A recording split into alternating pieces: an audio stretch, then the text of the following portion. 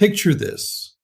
You pull into the petrol station next month, and the price has jumped 20 or 30 cents a liter. Not because of taxes or local refinery issues, but because of missiles and tanker attacks halfway across the world. That scenario is playing out right now. In the last few days, oil prices shot up as much as 13% after US and Israeli strikes on Iran. I'm your host for Macro Decoded, and today we're breaking down exactly why this matters for your wallet in 2026. Clear, straightforward, no hype. Let's start with the basics. The Strait of Hormuz is a narrow waterway between Iran and Oman.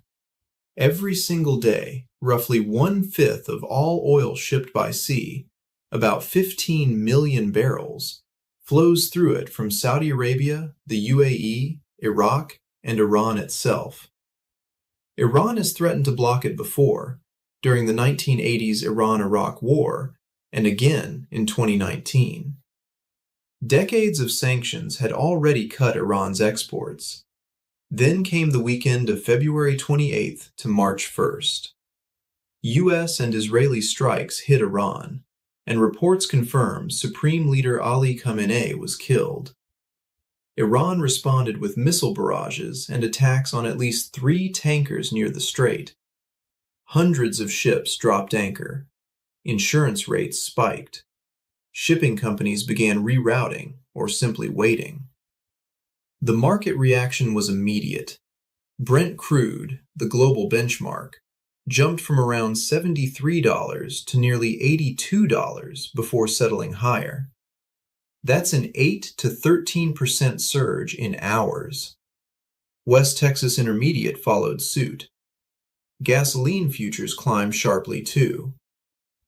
OPEC Plus announced it will add a modest 206,000 barrels per day in April, but analysts say it's nowhere near enough to replace what's now at risk. Here's how it reaches your wallet.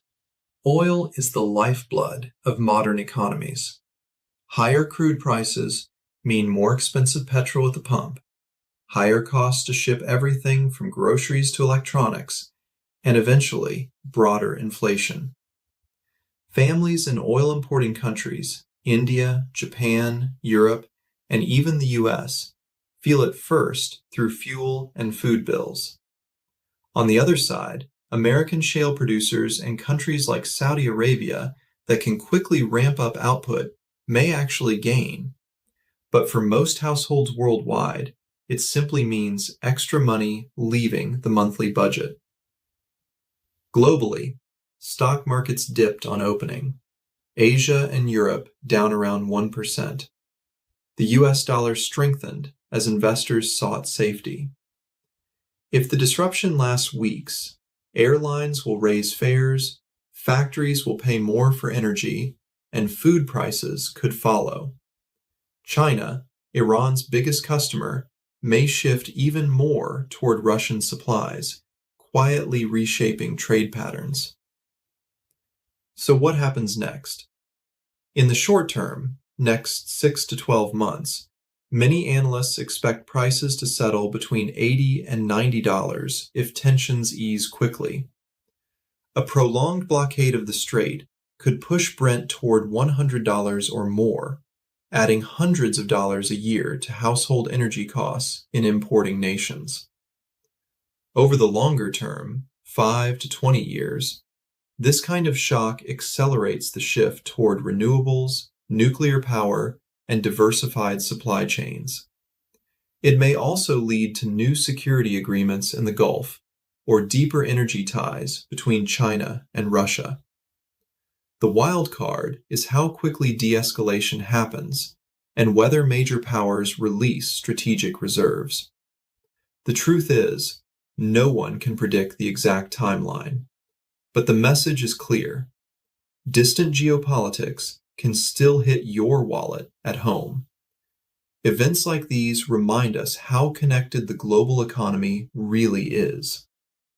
If this clear breakdown helped you understand what's happening and what it means for 2026, consider subscribing to Macro Decoded.